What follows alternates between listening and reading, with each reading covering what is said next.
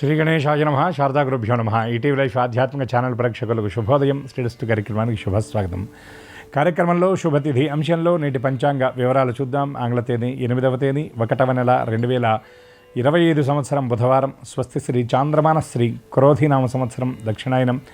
హేమంత ఋతువు పుష్యమాసం శుక్లపక్షం. నవమి తిథి మధ్యాహ్నం 2:12 వరకు తదుపరి దశమి. అశ్విని నక్షత్రం సాయంత్రం 4:43 వరకు తదుపరి భరణి నక్షత్రం. సిద్ధం యోగం రాత్రి 8:59 వరకు తదుపరి సాధ్య యోగం. కౌలోకరణం మధ్యాహ్నం 2:12 వరకు తదుపరి తైతుల కరణం. అమృత ఘడియలు ఉదయం 10 గంటల నుండి 11:30 వరకు. దుర్ముహూర్తం మధ్యాహ్నం 12 గంటల నుండి 12:45 వరకు. నేటి వర్జ్యం మధ్యాహ్నం 12:59 నుండి 2:30 వరకు. తిరిగి వర్జ్యం రాత్రి 1:40 నుండి 3:10 వరకు. నేటి రాహుకాలం మధ్యాహ్నం 12 గంటల నుండి 1:30 వరకు. నేటి యమగండం ఉదయం 7:30 నుండి 9 గంటల వరకు. ఇక ఈనాటి తిథివార నక్షత్రాలను అనుసరించి చేయదగినటువంటి దేవతోపాసన గురించి విచారించినట్లయితే ఈనాడు వారం బుధవారం. బుధవారానికి అధిపతి గ్రహాలలో బుధుడు. అటువంటి బుధుడి యొక్క అనుగ్రహం మనకి పరిపూర్ణంగా లభిస్తే సమస్త బుద్ధి బాధలు కూడా తొలగిపోతాయి. ఎందుకంటే మనల్ని మనం నియంత్రించుకోవాలి అంటే మన బుద్ధి సక్రమంగా ఉండాలి. బుద్ధి దేనిని అనుసరిస్తుంది అంటే శాస్త్రంలో మనకు చెప్తారు, బుద్ధి కర్మానుసారిణి అని. అటువంటి కర్మ ఎప్పుడు కూడా సుకర్మ అయి ఉండాలి. అటువంటి మనం చేసేటటువంటి ప్రతి పని మంచి పని అయితే మన బుద్ధి కూడా దాన్ని అనుసరించి ఉంటుంది అని అంటారు. అందుకే అమ్మవారి యొక్క విశేషమైనటువంటి మంత్రం చెప్తూ కూడా సర్వచైతన్య రూపాంతం ఆద్యాం విద్యాంచ ధీమహి బుద్ధిం యానః ప్రచోదయాత్ అంటారు. అంటే భగవంతుడు అసలు పరిపాలన ఈ జీవులందరినీ ఎలా పోషిస్తున్నాడు అనేటటువంటి దానికి వేదాంత శాస్త్రంలో చెప్తారు. నదేవాహ దండమాదాయ రక్షంతి పశుపాలవత్ ఎంతు రక్షతు మిచ్చంతి తం బుద్ధ్యాహ నియుంజతే అని. ఈ లోకాలన్నిటికీ పాలకుడు లోకేశ్వరుడు అయినటువంటి పరంధాముడు. అటువంటి ఆ మహానుభావుడు ఈ లోకాలన్నింటినీ ఎట్లా పరిపాలిస్తున్నాడు అంటే పశువుల కాపరిలాగా ఒక దండాన్ని పట్టుకొని పరిపాలించడం కాదు, ఆయా జీవుల యొక్క బుద్ధి రూపంలో ఈ లోకాన్ని నడిపిస్తున్నాడు అని శాస్త్రం చెప్తున్నటువంటి మాట. అటువంటి బుద్ధి సంబంధమైనటువంటి దోషాలన్నీ తొలగిపోయి మనకి మంచి బుద్ధి రావాలి అంటే బుద్ధుడి యొక్క అనుగ్రహం ఉండాలి.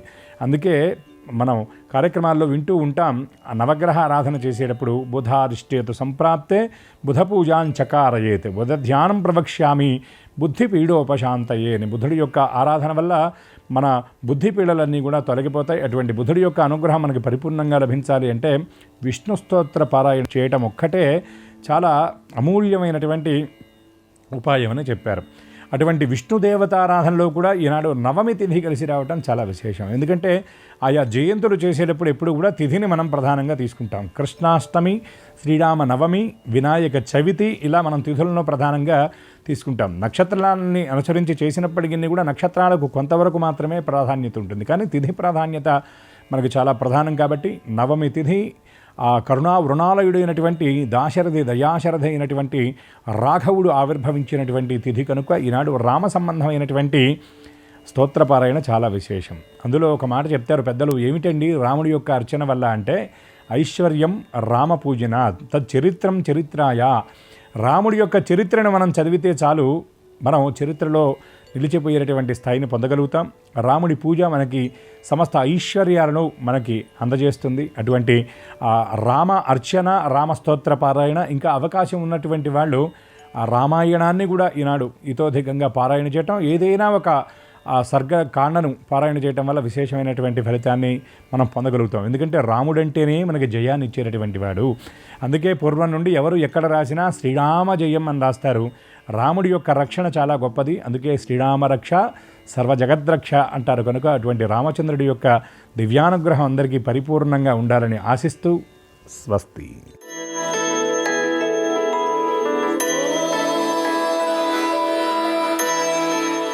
ఈటీవీ లైఫ్ ఆధ్యాత్మిక ఛానల్ ప్రేక్షకులందరికీ నమస్కారం. శ్రీరస్తు కార్యక్రమంలో గ్రహయోగం అంశానికి స్వాగతం. ఈనాటి గ్రహయోగం శీర్షికలో మేషాది ద్వాదశ రాశుల వారికి కలిగే శుభ అశుభ ఫలితాలని, అవసరమైన సందర్భాల్లో ప్రత్యామ్నాయ మార్గాలని తెలుసుకుంటారు.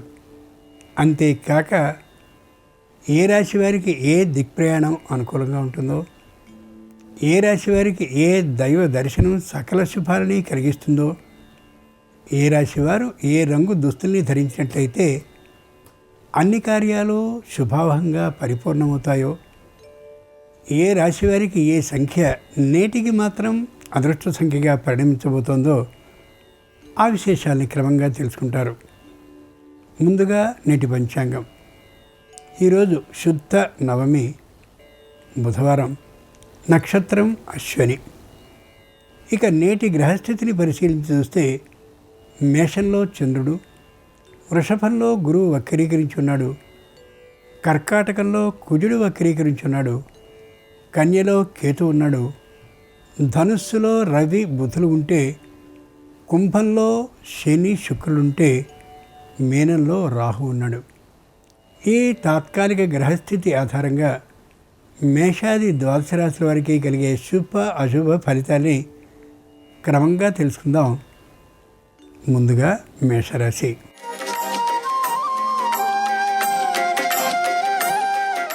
ఈరోజు మేషరాశి వారు ప్రతి విషయంలోనూ చాలా జాగ్రత్తలు తీసుకోవాలి. పెట్టుబడుల్ని పెట్టడానికి ఏమాత్రపు అనుకూలత ఉండకపోవచ్చు. సంతానంతో విరోధ అభిప్రాయం కలుగుతుందని ఏమాత్రం అనిపించినా వెంటనే ఆ ప్రదేశాన్ని వేయడం కానీ మౌనాన్ని వహించడం కానీ చాలా మంచిది. సంతానంలో భార్య లేదా భర్త, సంతానం అంతా ఒకటైపోయి ఒకరిని దూరంగా ఉంచే అవకాశం ఉంది. కాబట్టి మాట్లాడేటువంటి సందర్భంలో ఆచితూచి మాట్లాడడం లేదా తక్కువ లేదా మౌనంగా ఉండడం మరింత మంచిది. పై అధికారులతో విరోధభావం వచ్చే అవకాశం ఉంది. వారు ఎంత గట్టి ఒత్తిడి తెచ్చినప్పటికీ కూడా అధర్మబద్ధంగా ఉండాలి అని అనుకోవడం ఏమాత్రం సరికాదు. బుధవారం సందర్భంగా మేషరాశి వారు బాలగణపతిని పూజించి అప్పాల నైవేద్యంగా సమర్పించినట్లయితే వ్యాపారానికి సంబంధించిన శుభవార్తను వినే అవకాశం ఉంటుంది. నిరుతిదిక్ ప్రయాణం అనుకూలం. కలిసొచ్చే రంగు ఎరుపు. అదృష్ట సంఖ్య 4.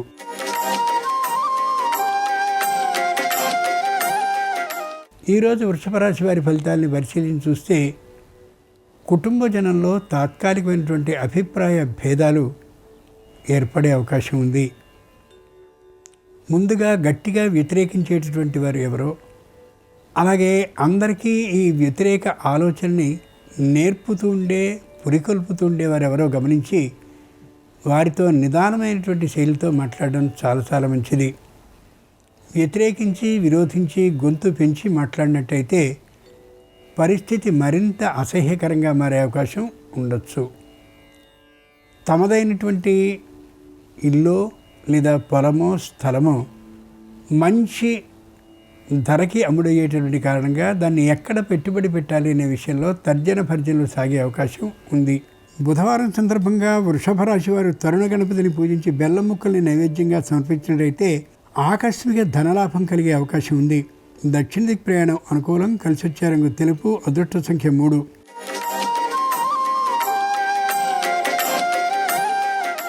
ఈరోజు మిథున రాశి వారి ఫలితాలని పరిశీలించి చూస్తే తమ వద్ద ఉండేటటువంటి సొమ్ముని జాగ్రత్తగా భద్రంగా దాచుకుని అత్తమామల నుండో తల్లిదండ్రుల నుండో ఆదాయాన్ని రుణరూపంగా తీసుకుని నూతన గృహాన్నో స్థలాన్నో పొలాన్నో కొనాలని ఆలోచిస్తారు.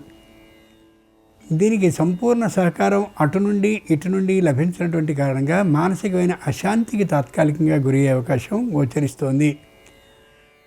ప్రభుత్వ రంగ సంస్థ కానీ అలాగే ప్రైవేటు వ్యక్తులు కానీ రుణాన్ని ఇవ్వడానికి ముందు వచ్చినట్లుగా వచ్చి అకస్మాత్తుగా వెనక్కి వెళ్ళేటటువంటి కారణంగా ఈ నూతనమైనటువంటి స్థలాన్నో పొలాన్నో కొనాలనే ఆలోచన వెనకబడే అవకాశం బలంగా గోచరిస్తోంది. సంతానం చక్కనైనటువంటి విద్యా ప్రభావంతో, విద్యా అభివృద్ధితో ఉండగలుగుతారు. బుధవారం సందర్భంగా మిథున రాశి వారు శక్తి గణపతిని పూజించి కొబ్బరి ముక్కల్ని నైవేద్యంగా సమర్పించినట్లయితే సమస్యలన్నీ తొలగిపోవడమే కాకుండా భూ లాభం కలిగే అవకాశం ఉంది. తూర్పు దిక్ ప్రయాణం అనుకూలం. కలిసొచ్చే రంగు నలుపు. అదృష్ట సంఖ్య 2.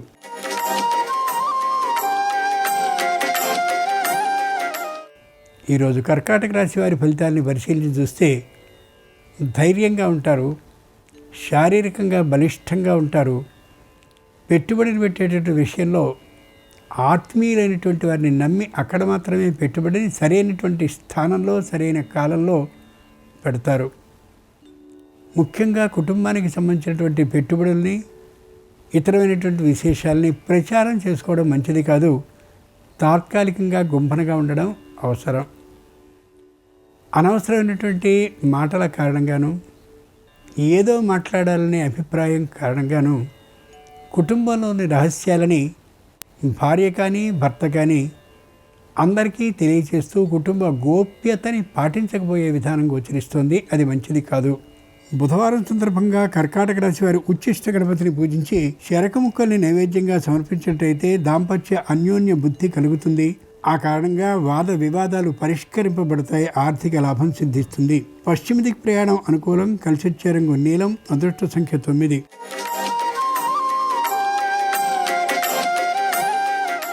ఈరోజు సింహరాశి వారి ఫలితాలని పరిశీలించి చూస్తే పై అధికారులతో పూర్తి విరోధ భావాన్ని కలిగి ఉంటారు క్రింది ఉద్యోగుల్లో కొందరు రెండుగా విడిపోయేటటువంటి అవకాశం ఉన్న కారణంగా వీరి మీద నేరాలని చాడీలని పై అధికారులకు చెప్పే అవకాశం స్పష్టంగా ఉంది. ఆ కారణంగా ఏ మాటని కూడా బహిరంగపరచకుండా అంతరంగంలోనే ఉంచుకోవడం శ్రేయస్కరం. ఎవరు ఆంతరంగికులో, ఎవరు వ్యతిరేకులో, ఎవరు మధ్యమంగా ఉన్నారో ఆ విషయాన్ని పరీక్షించుకోవడం కంటే ఏ రహస్యాన్ని నోటి నుండి బయటకు రాకుండా ఉండేలా చేసుకోవడం అత్యవసరం. బుధవారం సందర్భంగా సింహరాశి వారు క్షిప్ర గణపతిని పూజించి దుంపకూరలను నైవేద్యంగా సమర్పించినట్లయితే వివాదాలు పరిష్కరింపబడ్డ కారణంగా న్యాయస్థానంలో విజయలాభం, ఆర్థిక సంసిద్ధి కలగచ్చు. వాయవ్య దిక్ ప్రయాణం అనుకూలం. కలిసొచ్చే రంగు తెలుపు. అదృష్ట సంఖ్య 1.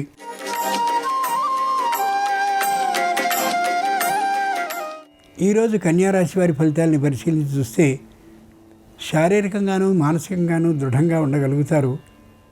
ఎవరితోనూ విరోధభావం కలగకుండా ఉండేలా ప్రయత్నాన్ని చేసుకుంటూ ఉంటారు. శారీరకమైనటువంటి అనారోగ్యం ఏమాత్రము మళ్ళీ తిరగబెట్టకుండా ఉండేలా తగినటువంటి ఆహార విహార ప్రవర్తనని సరిచేసుకుంటూ ఉంటారు. ఆధ్యాత్మికమైనటువంటి గురు సందర్శనాన్ని చేయాలని తహతహలాడుతూ ఉంటారు. వాతావరణం అననుకూలంగా ఉన్నప్పటికీ కూడా దూరభార ప్రయాణాలను ముఖ్యంగా తీర్థయాత్రల విషయంలో చేయాలని నిశ్చయించుకుంటారు. అయితే సంపూర్ణంగా తీర్థయాత్రలు చేసే అవకాశం మాత్రం ఈ రోజుకి కుదరకపోవచ్చు. బుధవారం సందర్భంగా కన్యారాశి వారు ఊర్ధ్వ గణపతిని ఆరాధించి కొబ్బరి ముక్కల్ని నైవేద్యంగా సమర్పించినట్టయితే నూతన ఉద్యోగ అవకాశం ఉంటుంది. నిరుతిథి ప్రయాణం అనుకూలం. కలిసొచ్చే రంగు ఆకుపచ్చన. అదృష్ట సంఖ్య 7.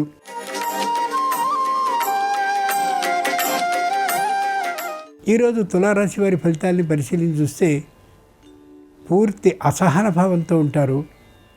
తమ మాటే నెగ్గుబాటు కావాలి అని ఆలోచించిన కారణంగా ఆ నెగ్గుబాటు కానటువంటి కారణంగా విశేషమైనటువంటి మానసిక వ్యధకి గురయ్యే అవకాశం ఉంది.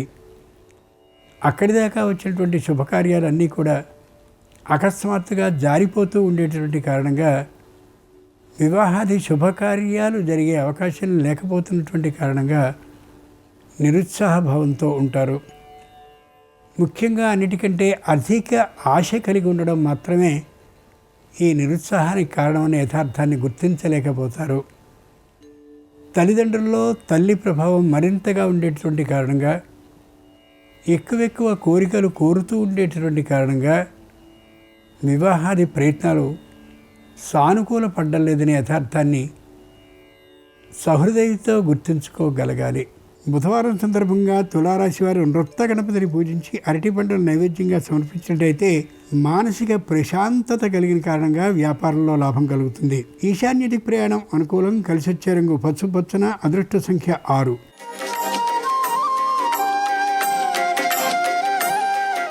ఈరోజు వృశ్చిక రాశి వారి ఫలితాలను పరిశీలించి చూస్తే అహంకార భావం మరింతగా గోచరిస్తుంది. అభిమానం మరింతగా అనిపిస్తూ ఉంటుంది. ఎవరు తమ మాటని కాదన్నప్పటికీ కూడా విశృంఖలంగా ప్రవర్తిస్తూ తప్పక ఇలాగే చేస్తామనే గట్టి తనం వారిలో అనిపిస్తూ ఉంటుంది. తద్వారా ఇబ్బందికి గురయ్యే అవకాశం గోచరిస్తోంది. మానసికంగా దృఢంగా ఉన్నప్పటికీ కూడా శారీరకమైనటువంటి తాత్కాలిక అనారోగ్యం ఉన్నటువంటి కారణంగా తాత్కాలిక వైద్య మధ్యమ పరీక్షలు చేయించుకోవడం శ్రేయస్కరం. ఈ విషయాన్ని అనేక పర్యాయాలు చెప్పినా కూడా వారు పెడచెవిని పెడుతూ ఉండడం ఏమాత్రం సరైన అంశం కాకపోవచ్చు. బుధవారం సందర్భంగా వృశ్చిక రాశి వారు ద్విజ గణపతిని ప్రార్థించి వెలగపండల నైవేద్యంగా సమర్పించినట్లయితే రావాల్సిన బకాయిలు చేతికిందే అవకాశం ఉంటుంది. ఆర్థిక లాభం సంసిద్ధి ఉంటుంది. దక్షిణ దిక్ ప్రయాణం అనుకూలం, కలిసి వచ్చే రంగు తెలుపు, అదృష్ట సంఖ్య 3.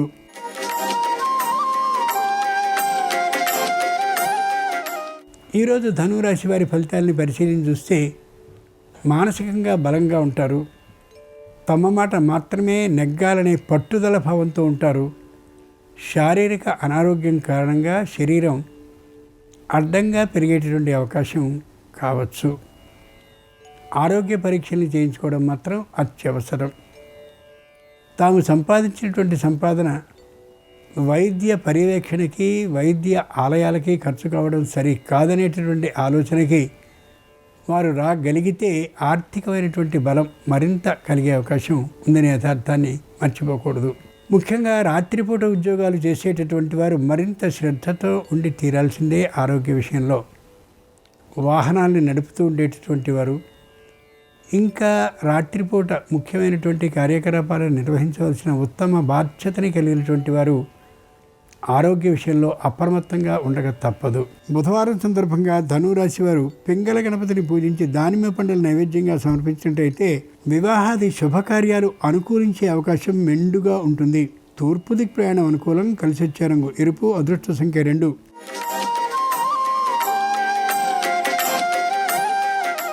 ఈరోజు మకర రాశి వారి ఫలితాలని పరిశీలించి చూస్తే తమ మాట మాత్రమే నెగ్గాలనే ఆలోచనని పూర్తిగా మానుకుంటారు. కుటుంబ ఐకమత్యమే ప్రధానమైనటువంటి భావానికి సంపూర్ణంగా వస్తారు.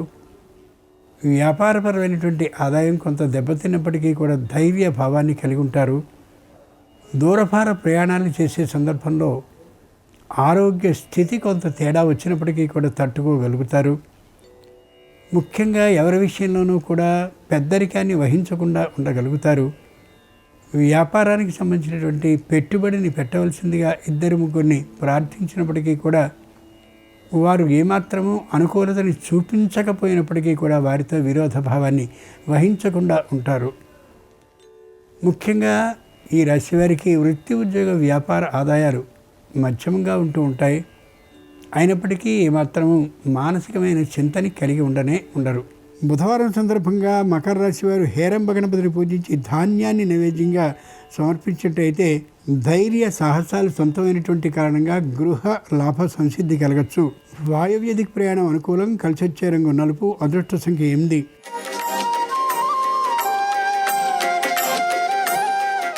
ఈ వారం కుంభరాశి వారు కొత్తమైనటువంటి వృత్తుల్ని చేపడతారు. కొత్తమైనటువంటి వ్యాపారాల్ని ప్రారంభించాలనే బలమైన ఆలోచనకు వస్తారు. కొన్ని ప్రయత్నాలు సఫలమయ్యేటటువంటి అవకాశం ఉంది. ఆ కారణంగా వృత్తుల సంఖ్య, వ్యాపారాల సంఖ్య పెరిగే అవకాశం ఉంది. కుటుంబంలో ఉన్నటువంటి అందరూ కూడా దీనికి సహకరిస్తూ ఉండేటటువంటి కారణంగా ఒక్కొక్కరు ఒక్కొక్క వృత్తిని, వ్యాపారాన్ని చేపట్టే అవకాశం ఉంది. శారీరకమైనటువంటి ఆరోగ్యాన్ని జాగ్రత్తగా చూసుకోగలిగినట్టయితే ఇన్ని వృత్తులు, ఇన్ని వ్యాపారాలు కూడా అనుకూలంగా సాగుతాయనే విషయాన్ని మర్చిపోకూడదు. శారీరకమైనటువంటి ఆరోగ్యం అందరికీ దాదాపుగా అనుకూలంగా ఉండేటటువంటి కారణంగా ఏమాత్రపు విశ్వసనీయతని కలిగి ఉండకుండా అందరికీ కూడా రొక్కం మీదనే వ్యాపారం చేయాలనే గట్టి నిర్ణయానికి రావడం ఉత్తమం. బుధవారం సందర్భంగా కుంభరాశి వారు వరసిద్ధి వినాయకుడిని పూజించి పంచ ఫలాలని నైవేద్యంగా సమర్పించినట్టయితే ఏ విధమైనటువంటి వాయిదాలు లేకుండా ఉద్యోగ భద్రత సిద్ధిస్తుంది. ఈశాన్య దిక్ ప్రయాణం అనుకూలం, కలిసి వచ్చే రంగు నలుపు, అదృష్ట సంఖ్య 1.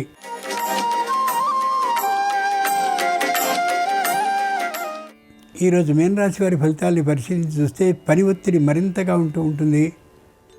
అందులో 10% తమ పనులైతే 90% పనులు ఇతరులవే అయి ఉండడం దీనికి కారణం. పరోపకారాన్ని చేయాలనే దృఢమైన, ఉత్తమమైన మానసికమైనటువంటి కారణంగా ఎక్కువ పనుల్ని పెట్టుకుంటారు తల మీద. తల్లిదండ్రులు ఇరువురి ఆరోగ్యము కూడా సంపూర్ణంగా అనుకూలంగా ఉంటుంది.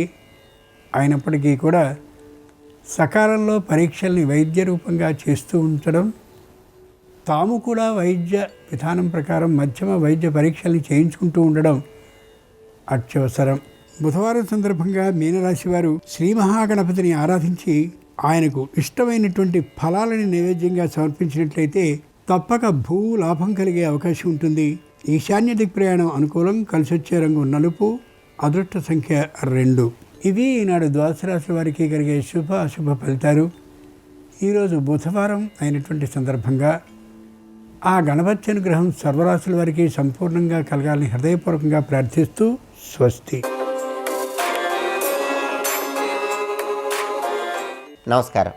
2025 సంవత్సరంలో గ్రహదోషాలన్నీ తొలగింపజేసుకోవాలంటే, అదృష్టము ఐశ్వర్యము కలిసి రావాలంటే తులారాశిలో జన్మించిన వాళ్ళు ఎలాంటి ప్రత్యేకమైన పరిహారాలు పాటించాలో నేటి పరిహారాలు పరిష్కారాలు అనే అంశంలో పరిశీలిద్దాం.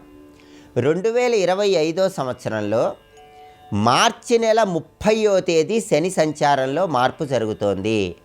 మార్చి నెల 30 నుంచి తులారాశి వాళ్ళకి శని భగవానుడు విశేషంగా యోగిస్తున్నాడు. అయితే మార్చి 29 వరకు శని బలం తులారాశి వాళ్ళకి తక్కువగా ఉంది. మార్చి 29 వరకు శని భగవానుడు తులారాశి వాళ్ళకి పంచమంలో సంచారం చేస్తున్నాడు. ఈ పంచమ శని సంచారం వల్ల సంతానపరమైనటువంటి ఇబ్బందులు తులారాశి వాళ్ళకు ఉంటాయి. అంటే సంతానం జీవితంలో అభివృద్ధి సాధించడానికి అవరోధాలు ఎదురవుతూ ఉంటాయి. ఈ పంచమ శని దోషం నుంచి బయటపడాలంటే మార్చి 29వ తేదీ వరకు శనివారం పూట పరమశివుడికి నల్ల నువ్వులు కలిపిన నీళ్లతో అభిషేకం చేసుకోవాలి. లేదా నల్ల నువ్వులు ఆవు పాలలో కలిపి ఆ ఆవు పాలతో అభిషేకం చేసుకుంటూ ఉంటే పంచమ శని దోషం తొలగిపోతుంది. అలాగే మార్చి 29 వరకు శనివారం పూట దగ్గరలో ఉన్నటువంటి వెంకటేశ్వర స్వామి ఆలయ దర్శనం చేయటం, వెంకటేశ్వర స్వామికి తులసి మాలిక సమర్పించడం ద్వారా కూడా పంచమ శని దోషం నుంచి బయటపడవచ్చు. మార్చి 30 నుంచి శని భగవానుడు విశేషంగా యోగిస్తున్నాడు. అలాగే ఈ 2025లో మే 14వ తేదీ వరకు తులారాశి వాళ్ళకి అష్టమ గురుదోషం ఉంది. ఈ అష్టమ గురుదోషం వల్ల వృత్తిపరంగా అవరోధాలు, ఖర్చులు ఎక్కువగా ఉండటాలు, ధనపరమైనటువంటి ఇబ్బందులు ఇవన్నీ కూడా ఉంటాయి.